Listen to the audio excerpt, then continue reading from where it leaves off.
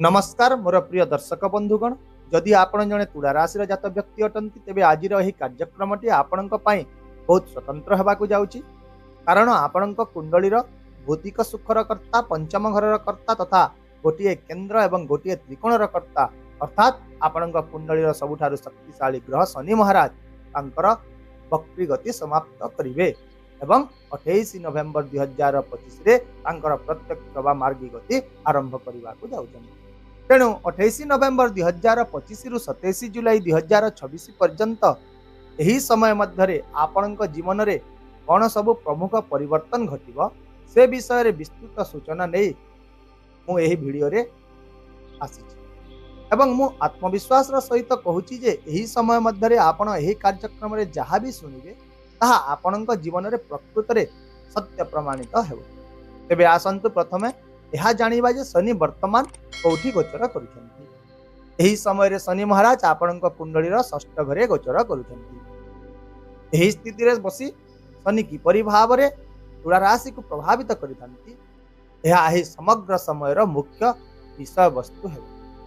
शनिंकर एही मार्गी गति आरंभ हेबा द्वारा तुला राशि लोक माने जो प्रथम प्रमुख परिवर्तन की अनुभव करिवे ताहा हेउची चाकरी रे रहिथिबा अनावश्यक चाप गुड़िकर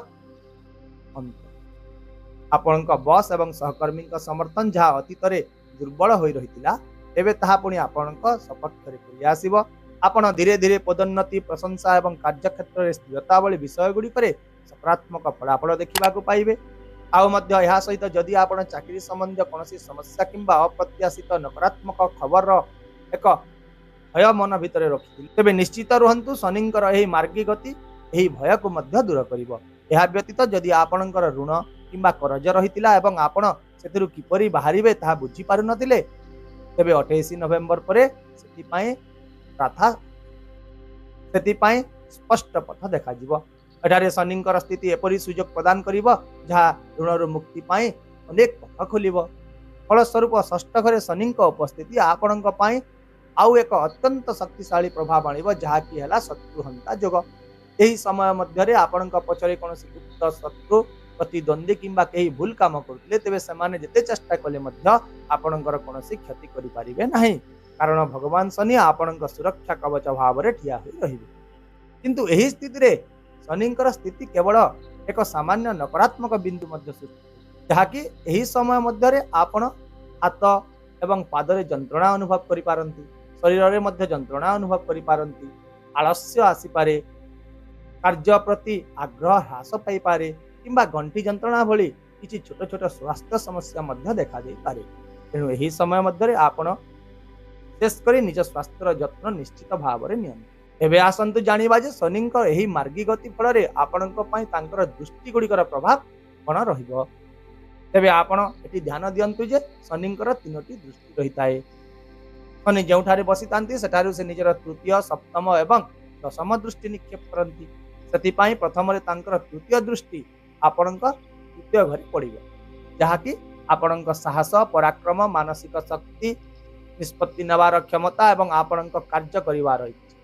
तेणु यही समय मध्य शनिंकर यही दृष्टि आपणक जीवन में चलीथिबा बाधा गुड़ी को दूर करिवो। फल आपणकर मानसिक चाप, टेंशन, डिप्रेशन सब धीरे धीरे दूर होगा आरंभ करिवो। यह व्यतीत यही दृष्टि सबुठारु बड़ आशीर्वाद हेबो जे आपण ज्ञान, शिक्षा एवं दक्षता शिखिबे जहाँ आपणक पई सारा जीवन नूतन रोजगार सुजोग सृष्टि करिवो। आउ मध्य जदि आपण उच्च शिक्षा, पीएचडी, आध्यात्मिकता, ज्योतिष, टेरो, गुप्त विज्ञान हला किंबा कौनसी गभीर गणनामूलक विषय प्रति आग्रही अछंती तेबे यह आपणक पई सर्वोत्तम समय प्रमाणित हेबो जहाँ आपणकर जीवन को परिवर्तन मध्य करिदेबो। द्वितीय रे जानिबा शनिंकर सप्तम दृष्टि विषय रे जहाँ कि यही समय रे आपणकर द्वादश घरे रहिबो। यही दृष्टिटी प्रायतः आपणकर खर्च वृद्धि करिଥାଏ। किंतु एपरी भी खर्च हेबो नाही जे टंका वर्तमान आसीगला आ सडन पुणी कुआडे चलीगला सेपरी नुह। शनि यही खर्च गुड़ी को खुशी वृद्धि करने दिगरे खर्च करने बाध्य करेंगे। उदाहरण स्वरूप घर नवीकरण है, जानवाहन परिवर्तन, एक नूतन घर किणवा, एक नूतन घर पर पुराणा घर को विक्रय करवा एवं आपण जीवन सुख सुविधा वृद्धि करवा। यही सब दिगरे खर्च गुड़िक हो पारे। ଏହା ବ୍ୟତୀତ ଏହି ସମୟରେ ଆପଣ ବିଦେଶ ଯାତ୍ରା, ବିଦେଶରେ ବସତି ସ୍ଥାପନ, ପିଆର ଭିସା କିମ୍ବା ରପ୍ତାନି ଆମଦାନୀ ସମ୍ବନ୍ଧୀୟ ମାମଲାରେ ମଧ୍ୟ ଗୁରୁତ୍ୱପୂର୍ଣ୍ଣ ଆଶ୍ୱସ୍ତି ଏବଂ ପ୍ରଗତି ଅନୁଭବ କରିବେ। ସେହିପରି ଶନିଙ୍କର ଦଶମ ଦୃଷ୍ଟି ଆପଣଙ୍କର ବୀରତ୍ୱ ଗୃହ ଉପରେ ପଡ଼ିବ। ତେଣୁ ଏହି ଦୃଷ୍ଟିଟି ଆପଣଙ୍କ କାର୍ଯ୍ୟଗୁଡ଼ିକୁ ଅତ୍ୟନ୍ତ ପ୍ରଭାବଶାଳୀ କରିବ। ଶନି ହେଉଛନ୍ତି କର୍ମର ଦାତା ଏବଂ ନ୍ୟାୟବାଦୀ ଗ୍ରହ। ତେଣୁ ଏହି ସମୟ ମଧ୍ୟରେ ଶନି ଆପଣଙ୍କୁ ନିଶ୍ଚିତ ଭାବରେ କଠିନ ପରିଶ୍ରମ କରାଇବେ, ଏପରିକି ଝାଳ ମଧ୍ୟ ବହୁତ ବାହାର କରିଦେବେ, କିନ୍ତୁ ସେହି କଠିନ ପରିଶ୍ରମର ଫଳସ୍ୱରୂପ ତୁରନ୍ତ ସଫଳତା ମଧ୍ୟ ଆପଣଙ୍କୁ ପ୍ରଦାନ କରିବେ। ଆପଣ ପ୍ରତ୍ୟେକ କ୍ଷେତ୍ରରେ ପ୍ରସିଦ୍ଧି, ପ୍ରତିଷ୍ଠା, ସମ୍ମାନ ଏବଂ ସାଧାରଣ ଜନସାଧାରଣଙ୍କର ସମର୍ଥନ ମଧ୍ୟ ପାଇବେ। ଏହା ସହିତ ବେଳେବେଳେ ଆପଣଙ୍କ ପାଇଁ ହଠାତ୍ ଆର୍ଥିକ ଲାଭର ସୁଯୋଗ ମଧ୍ୟ ଆସିବ। ତାହେଲେ ଏବେ ଆପଣଙ୍କ ମନ ଭିତରେ ନିଶ୍ଚିତ ଭାବରେ ଏକ ଗୁରୁତ୍ୱପୂର୍ଣ୍ଣ ପ୍ରଶ୍ନ ଆସୁଥିବ ଯେ ଯଦି ଷଷ୍ଠ, ଅଷ୍ଟମ କିମ୍ବା ଦ୍ୱାଦଶ ଘରେ ଥିବା ଶନି ନକାରାତ୍ମକ ଫଳାଫଳ ଦେଇଥାନ୍ତି, ତେବେ ଏହି ସମୟରେ ଶନି କିପରି ଭାବରେ ଏହିପରି ଶୁଭ ଫଳାଫଳ ପ୍ରଦାନ କରିପାରିବେ? ତେବେ ଏଠାରେ ମଧ୍ୟ ଏହାର ଉତ୍ତର ମୁଁ ଆପଣମାନଙ୍କୁ କହିଦେଉଛି, ମନ ଦେଇ ଶୁଣନ୍ତୁ, ଯାହାକି ବହୁତ ସରଳ ଅଟେ। ତେବେ ଯଦି ଶନି ଆପଣଙ୍କ ଜନ୍ମ କୁଣ୍ଡଳୀରେ, ମନେ ରଖନ୍ତୁ, ଯଦି ଶନି ଆପଣଙ୍କର ଜନ୍ମ କୁଣ୍ଡଳୀରେ ଏକ ଭଲ ଘରେ ଅବସ୍ଥିତ ଅଛନ୍ତି, ତେବେ ଗୋଚର ସମୟରେ ଷଷ୍ଠ, ଅଷ୍ଟମ କିମ୍ବା ଦ୍ୱାଦଶ ଘରେ ରହିଥିଲେ ମଧ୍ୟ ସେ ଆପଣଙ୍କୁ କେବେ ବି ନକାରାତ୍ମକ ଫଳାଫଳ ଦେବେ ନାହିଁ। ଏହା ଶାସ୍ତ୍ର ଦ୍ୱାରା ପ୍ରମାଣିତ ସ୍ଥିତି ଅଟେ, ମୁଁ ମୋ ମନରୁ କହୁନାହିଁ। କିନ୍ତୁ ଯଦି ଶନି ଆପଣଙ୍କର ଜନ୍ମ କୁଣ୍ଡଳୀର ଷଷ୍ଠ, ଅଷ୍ଟମ କିମ୍ବା ଦ୍ୱାଦଶ ଘରେ ଅଛନ୍ତି କିମ୍ବା 1 ନମ୍ବର ସ୍ଥାନରେ ଅଛନ୍ତି, ଅର୍ଥାତ୍ ଯେଉଁଠାରେ ଶନି ନୀଚ ହୋଇ ରହିଥାନ୍ତି, ତେବେ ଶନି କୌଣସି ସ୍ଥିତିରେ ମଧ୍ୟ ଶୁଭ ଫଳାଫଳ ଦେଇପାରିବେ ନାହିଁ। ସେଇଟା ଗୋଚରରେ ଷଷ୍ଠ ଘରେ ଥାଆନ୍ତୁ ବା ପ୍ରଥମ ଘରେ ଥାଆନ୍ତୁ, ଅନ୍ୟ କେଉଁ ଘର ଶୁଭ ଘରେ ମଧ୍ୟ କେବେ ବି ଶୁଭ ଫଳାଫଳ ଦେବେନି।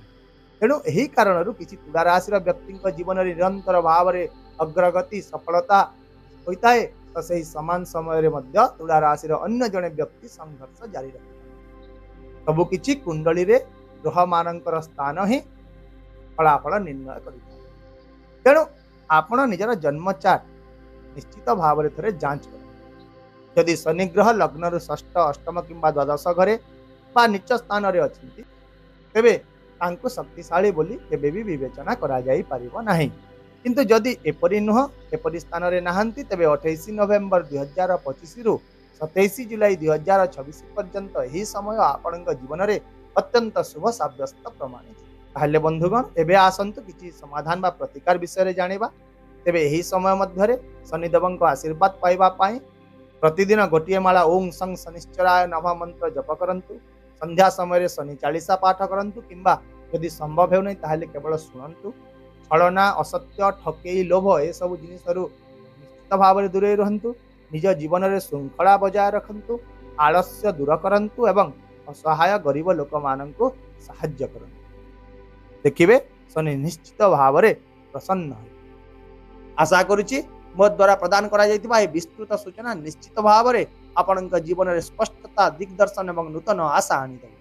ତାହେଲେ ଆସନ୍ତାକାଲି ପୁଣି ଦେଖା ହେବା ଆଉ ଏକ ନୂତନ ସୂଚନା ଭିଡ଼ିଓ ସହିତ। ସେ ପର୍ଯ୍ୟନ୍ତ ବିଦାୟ ଦିଅନ୍ତୁ। ରହୁଛି। ନମସ୍କାର। ଜୟ ଜଗନ୍ନାଥ।